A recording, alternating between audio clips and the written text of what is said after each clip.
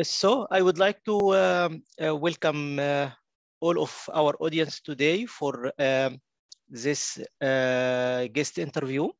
Today we have Darina Shtrikova from Slovakia. Darina is a big success story, I think. She is a CEO and leader of a new startup or a big company. It's called EcoLife.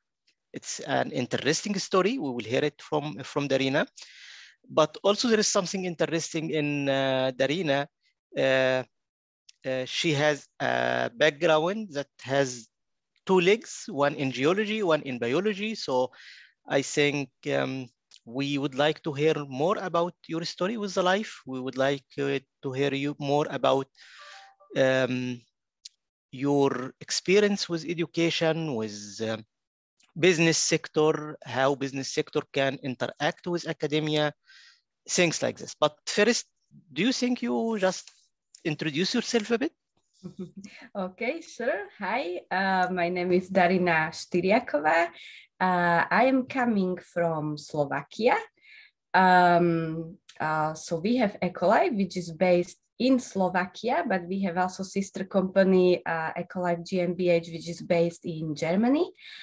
And something from my background, so I am really coming from academia field. I studied geology.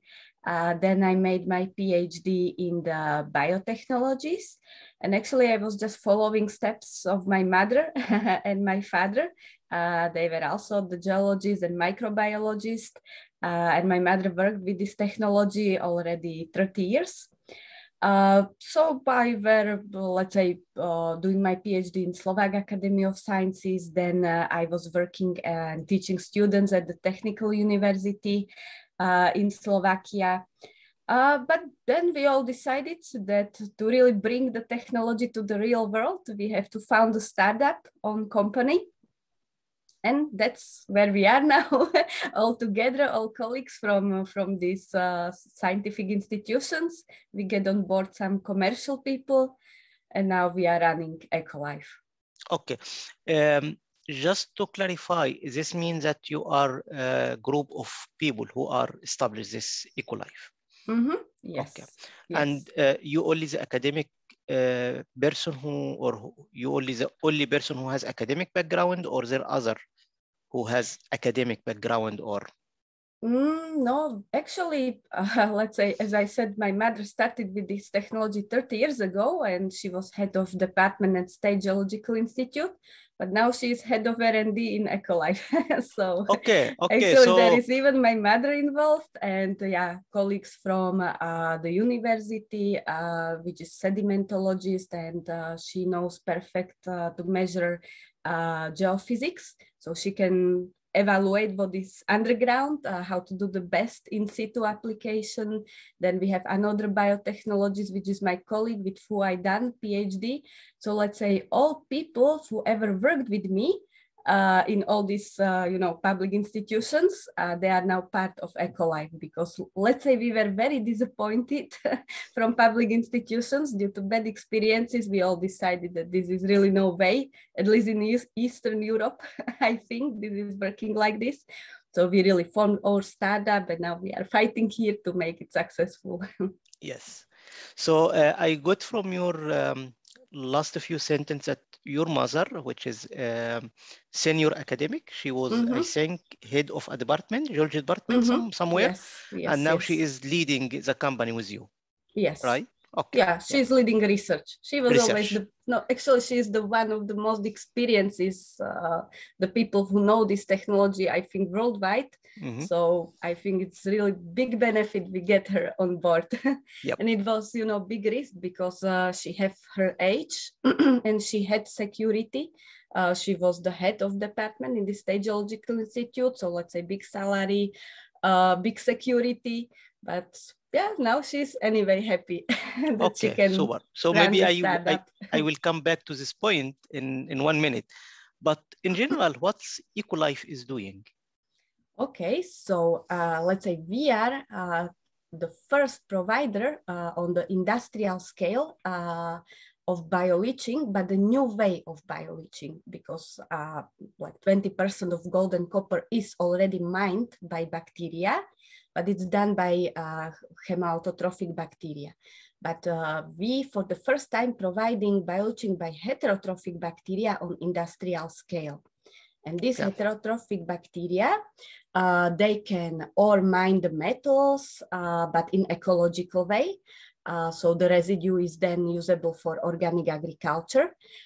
We can clean environmental hazards like this. We can recycle different wastes like this. And also we are cleaning industrial minerals, so increasing the value.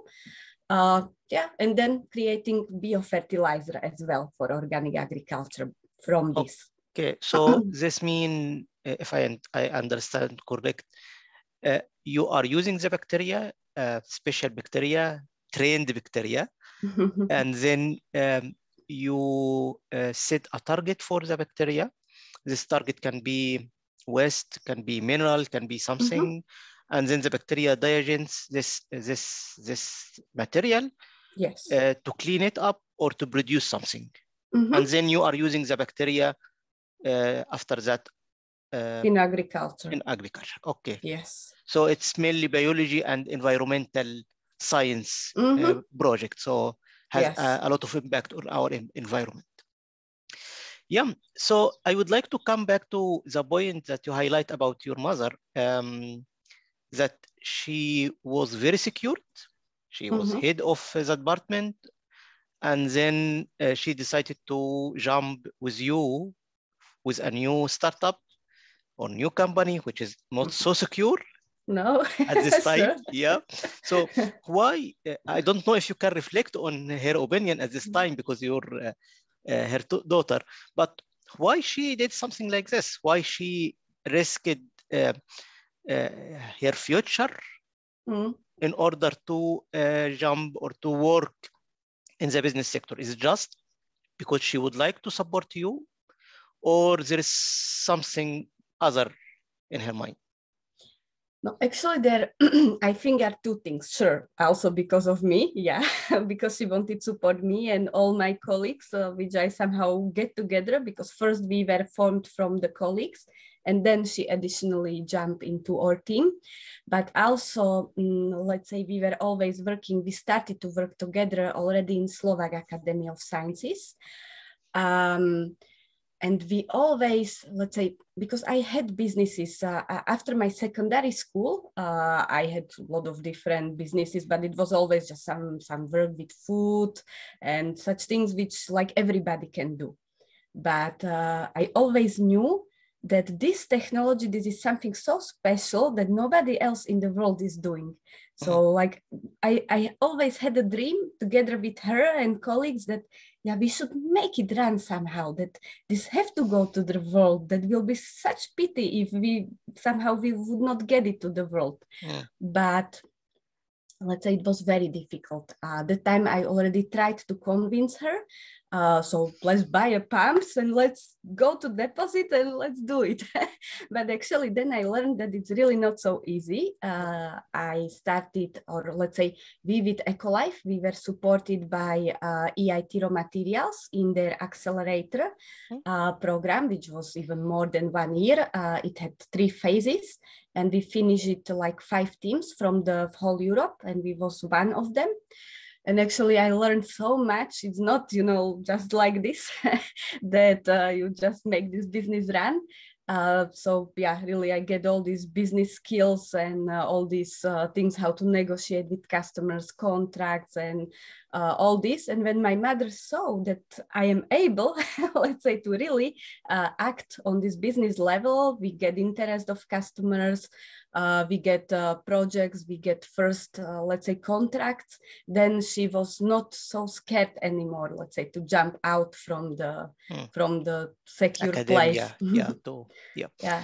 This is interesting because you just said that you accelerated by EIT Raw Material, and it's interesting that this interview is part of EIT Raw Material project.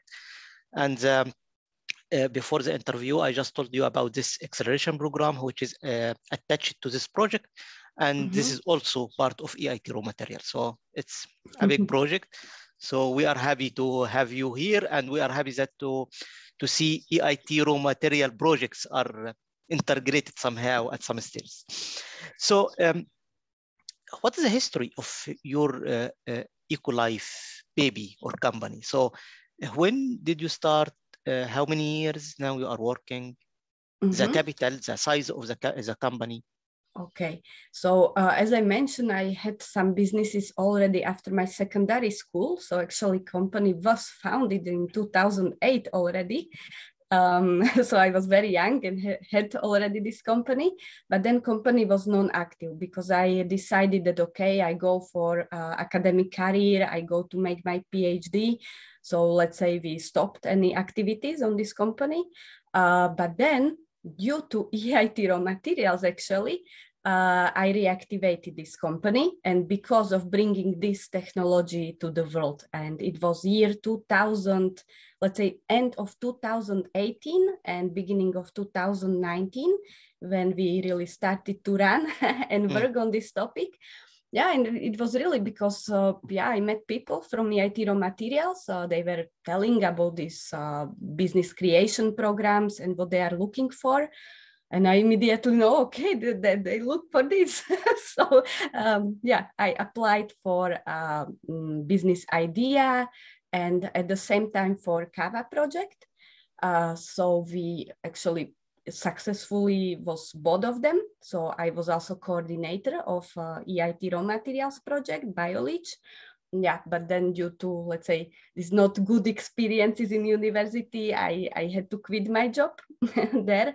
And that's actually also was accelerating then the decision to really focus fully on the EcoLife and run EcoLife. Yep. So you highlighted in my previous question or point that you established the company 2008, then you go to the academia, and then you return back to the company, and so on. What's your personal experience with the higher education? So did you finish your PhD? Did you? Actually, I'm not sure if this is best question because, for example, no, at least in Slovakia, the education is really not on good level because I was teaching there for these 2 years. Because we had, let's say, not much of students, so the level was going little down. But in times when I was studying, it was, I think it was really on very good levels.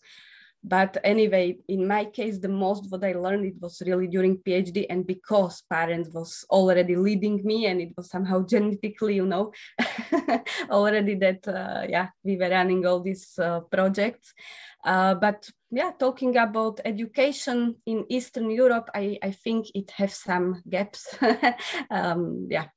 But in Western Europe, I think that I can really see these differences because now we are cooperating with many universities and research centers all over the Europe. So I can really see these big differences. Okay, but you still saying that there is gaps in Eastern Europe? Yeah, there are. Okay, in which point there is this gaps? So could you highlight a bit? Okay, so I'm not sure if I can be such honest, but sometimes in Eastern Europe, it's not so much that they like to support innovation and like clever people and people who wants to work, but they can rather, let's say, other ideas and money and, here is little, let's say, still other world due to perhaps the past. I don't know. So at least I had very bad experiences. That's why we went out from Slovakia, and now we really founded a company in Germany. We are trying to get out from this environment. Okay, so actually you are highlighting now that the academia in Eastern Europe don't support or doesn't support the career business, yes, or business sector, yeah, the innovation yeah, business after, absolutely no. I think the people here still do not understand properly what's mean to have startup, what's mean to have company. They just immediately think you go to steal money or something like this. So there is still not this mindset. I think this is still missing. Even at the level of professor at university. Okay. Yes. So actually this will bring me to 2 points. One of them related to Western Europe, one of them again to Europe in general. For Western Europe, do you think this is enough? So you say that you have good experience, that universities in the West try to support. Yeah, do you exactly. think this is a general scheme, like all the universities doing that, or there is, you had some experience, bad experience with some universities, or?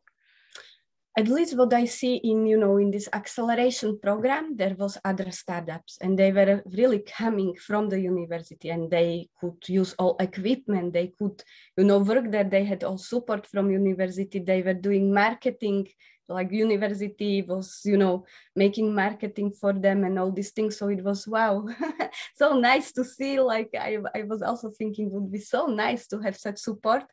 Yeah, but in Eastern Europe, unfortunately, it's somehow, perceived negatively if you are trying to have some kind of startup. Okay. The second point related to this, do you think the bachelor and master courses that is existing in both Eastern and Western Europe enough to skilled students, not to open startup or to start their companies, but at least to go to the market, to the labor market, to work with you? So for example, do you think you have problems when you are trying to hire someone who is just young, who graduate from university today?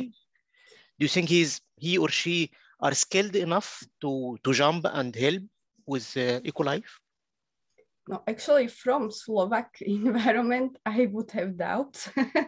But from Western Europe, I think they are enough skilled because I think really education is on better level. And we already plan to hire some students, even for internship in the Germany due to project. And I think that, they were enough motivated. I think they had this, let's say, real motivation to even learn during working with us. So I think because, let's say, students can learn a lot even during working, let's say, with company, in the company.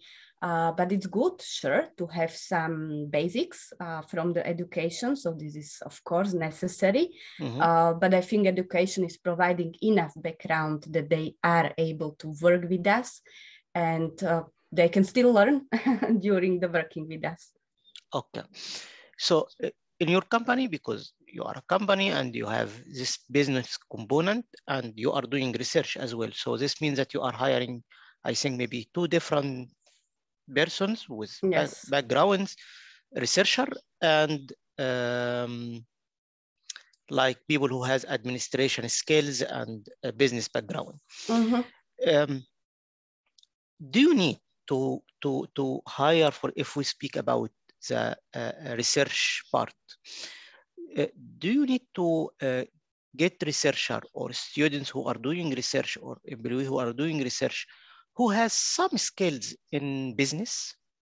And on the other way around, when you are hiring someone who has background in administration and business, do you think you need this guy with some background in research?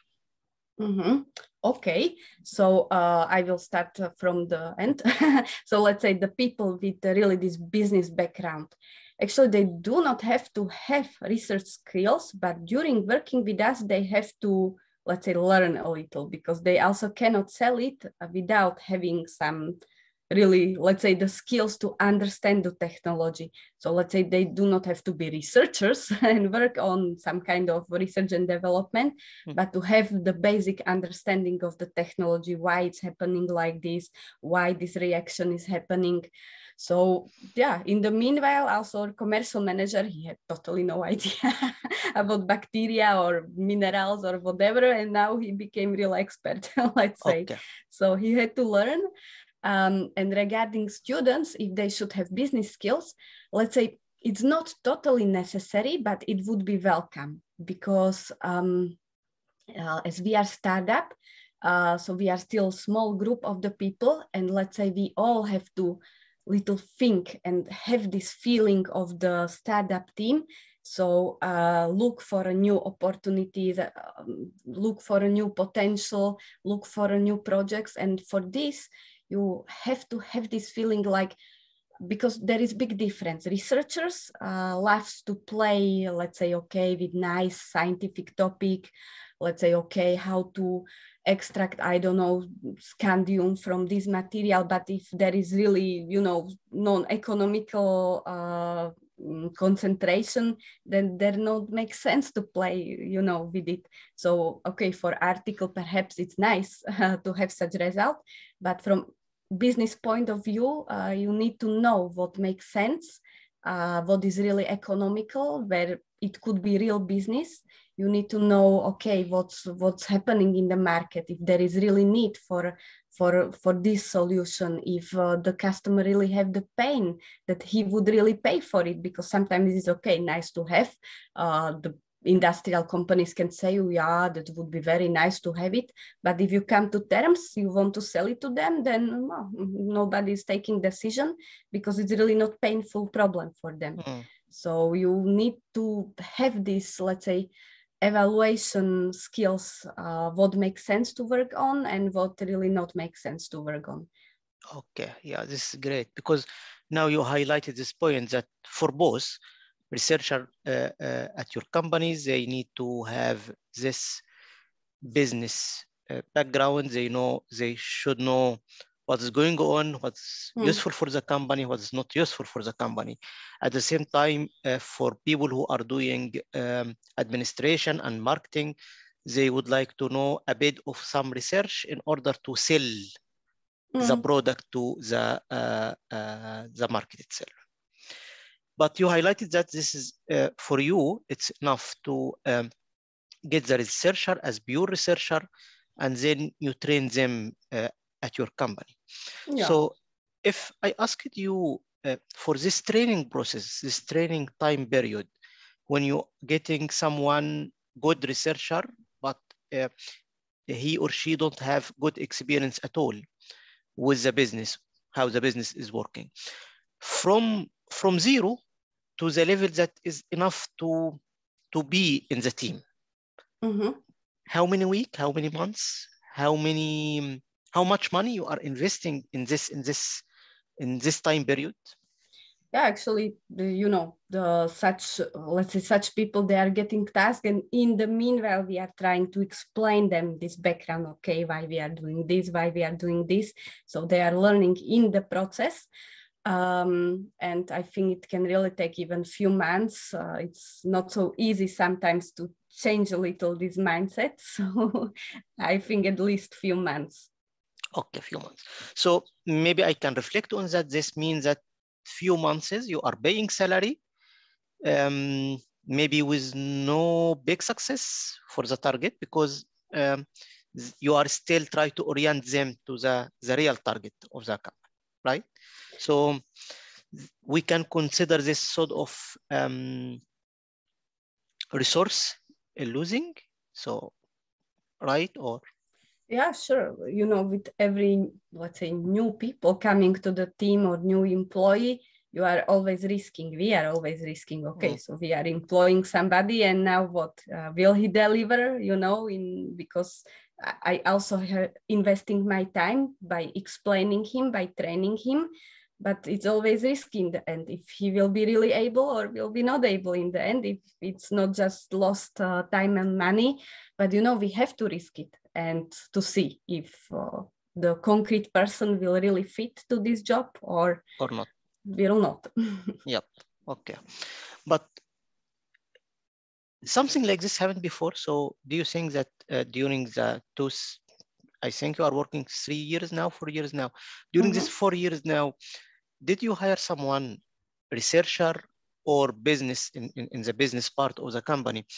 And after training period, you found, okay, no way, he is pure researcher. He can't be business oriented, or she is pure business and she can't get this scientific background of what we are doing.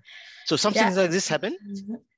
Yes, I think that we have it even in the team. Okay. So the leader team. Yes. Okay. Because, you know, really, if somebody was long in this scientific world, sometimes they just have this mindset because you have these people who are, let's say, happy to learn, happy to, you know, to challenge themselves, and happy to, let's say, to not be led by somebody, but they are trying to figure out by themselves. And then you have the other group of people who are just waiting what you will order to them. And they are somehow not figuring out new things. And so yeah, we are different. We have different member teams, I would say, and we have also such people who loves to figure out new things and go for whatever new. And then we have, let's say, the people who are scared even if we are going for something new. And these are really the hard scientific people. But okay, you just have to know what are the qualities of these people, what you cannot want from them, what you can expect from them. Yeah, and that's it. So you have to know your people in the team and their skills and abilities. Okay.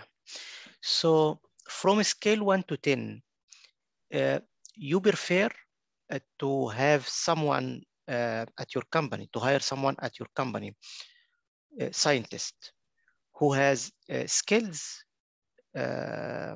business skills or administration skills, or you prefer to hire someone just scientist, pure scientist, and you give these skills to him or to her with the time? What you are preferring?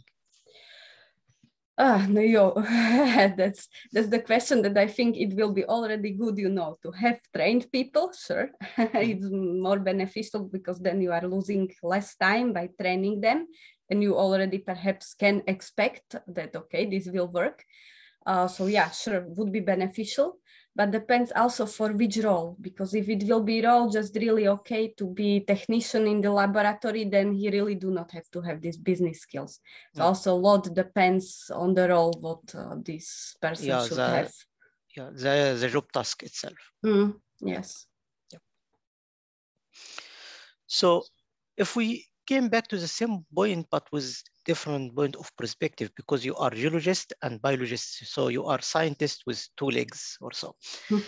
Do you think this is an important point? So do you think that when we are train our students at geology, for example, we need to train them pure geology and just give them to or send them to the labor market, or we need to give them some other science like biology, some basics in chemistry, something in mathematics?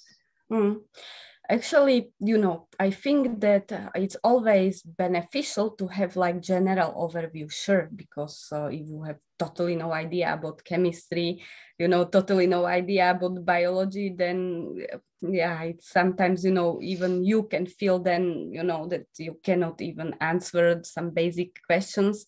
So I think it's beneficial to have some kind of general overview.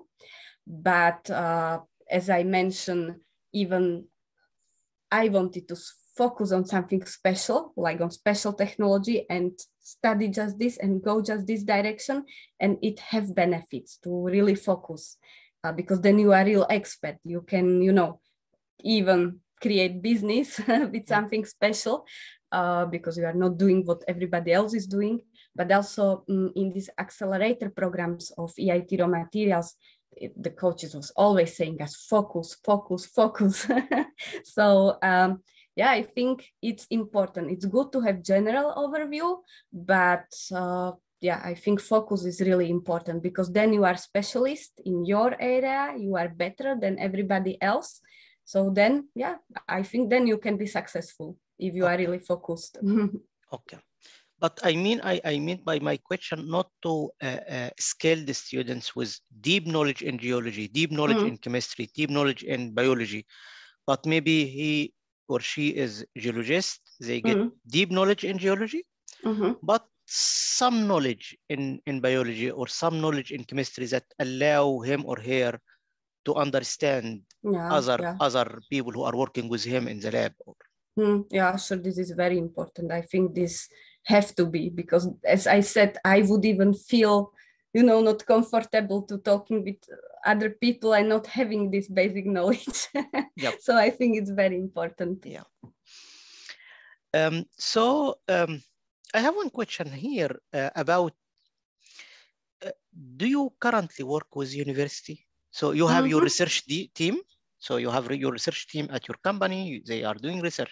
So you are collaborating with university somehow? Yes. And in which context?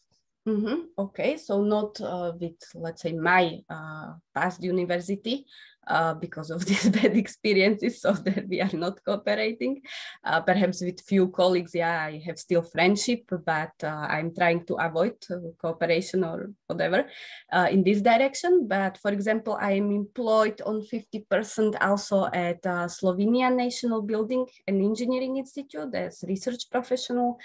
And actually, we have a cooperation with many universities, really, with so many universities all over the Europe.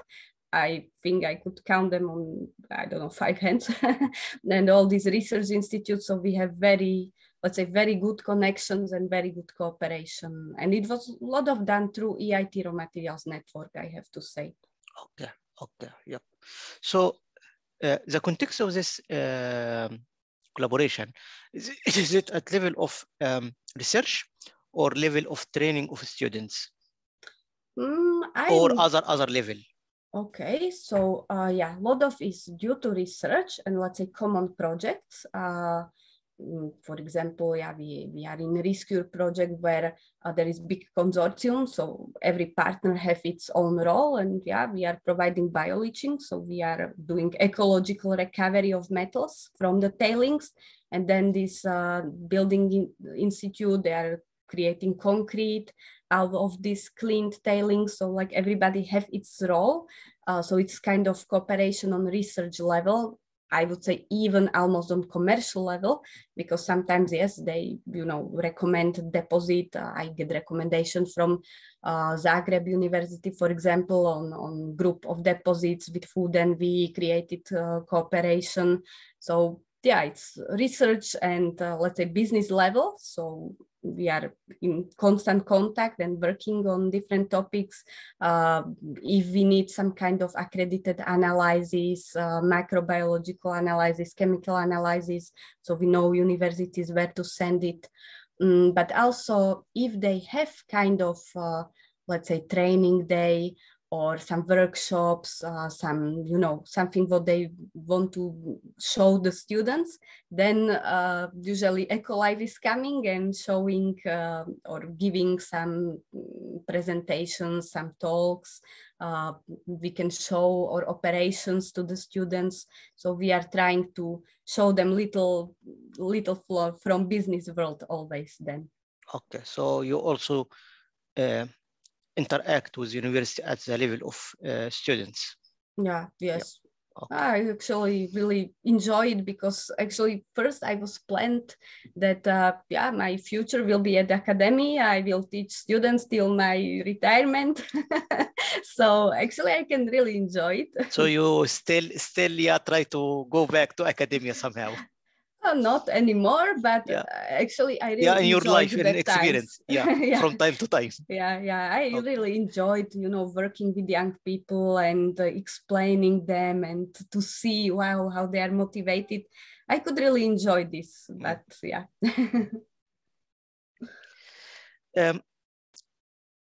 I would like to return back to a point that you highlighted at the early of our discussion about Eastern Europe and Western Europe. What do you think is missing in Eastern Europe universities in order to prepare highly trained or well-trained students who can go to the market or who can succeed to support themselves by establishing companies? No, I would say that actually the problem, at least in this area of geology and mining, there is not enough students. So that's why also the level is a little decreasing, because, you know, if you do not have much students, you have 3, 5 students, then yeah, you have to work with what you have. But if you have 100 students, you can, you know, choose the best ones. So I think also this is a little problem, but because the people in secondary schools, they have no idea what's raw materials, what is mining. So actually I was also trying to go to the secondary schools and to show already the young people what is it about. So I think this is missing. Then sure, because of this understanding to startups and business support, I think even such programs would be beneficial already to have included in the education. I think it could be beneficial because it's giving you other insight, not only from the professor side, but really from this other side. I think it's could be really beneficial, if not like included it in the education, but I think such acceleration programs in the universities, like some separate programs, I think it will be really beneficial. At least to me, it really changed my life, I have to say. Okay, so in Western Europe, there is some universities that has this acceleration programs. Okay. Yeah, there are. Actually, we have as well, like Science Park, there are some startup, there is some startup support. Yeah, but they, you know, just started, and I think there still needs to be some improvements. So yeah, I think I would say that level is a little different in Western Europe and in Eastern Europe, even in these acceleration programs. Okay. So you're saying that we still need to work a bit in academic sector in order to bring the level somehow together, to match them together at some level. And then from this point, we can rise up the bar. Yeah, it could be beneficial. I think that could bring some benefits. Yeah. And maybe this is a point I can reflect on, that this is one of the point of EIT raw material. Since you are part, or you was part of EIT raw material, that they, in their project, normally they try to bring universities from all Europe, from different regions, in order to collaborate, in order to rise the bar together for everyone. So yeah, exactly, and I totally agree. And I was always impressed what the EIT raw materials is doing. That they are really doing a great job, because if I imagine how much of, let's say, results and so maybe you can reflect again about this point about how Europe or EIT raw material, how try to link all the university staff and companies and try to rise the bar together. Actually, I was always impressed what EIT raw materials is doing, because there is real gap in between, let's say, what is developed in the universities and what is coming to the industry. Because I always see that there is so much articles about such solution and such technology. So like the biggest problems of the industry are already solved. There are solutions for it, but there is like nobody who is providing it to the industry, who is telling them about it, who is trying to do it for them. And yeah, it's also because of this, because, you know, scientists and academics, they have, okay, their security in the laboratories.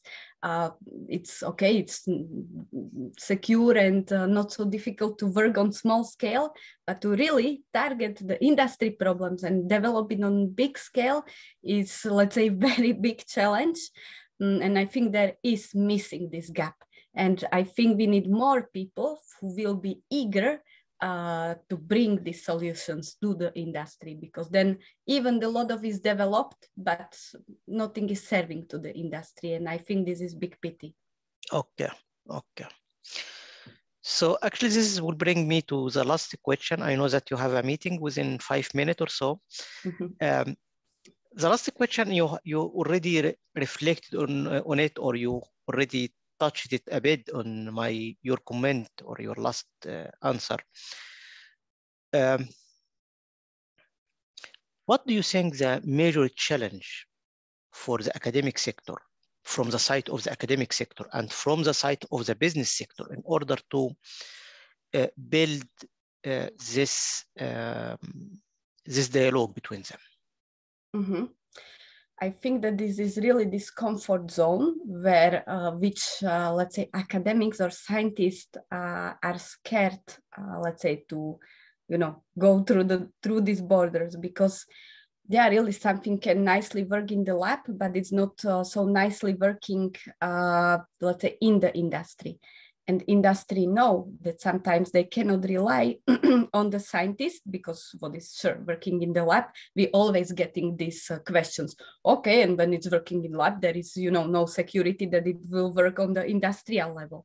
So there needs to be this step where you go for piloting on really TRL 5 to really prove that it's working in relevant environment. And this should be scientists not scared to go for, because this is really bringing a proof to the industry that it's possible not only in the laboratory, but it's really possible also outside, in the outside world. But problem is that professors, this will be really rare if professors will go for something like this. So I think this will be role only of the young people who have enough energy and enough of motivation, and they're enough eager to go for it and to try something like this, to really go out from the comfort zone, go out from the laboratory and really bring something to the industry. Yep. This is a good question. This will bring me to the last question. You said that maybe professor, it will be hard for them because they are focusing or all the entire career on research and things like this. But there is a big chance for junior researcher, PhD students or so on. Yeah. What do you think the challenge that we facing and we have in order to motivate the junior researcher to do so? How we can do it? Yeah, I think from both sides, from the academia and from your side as a business.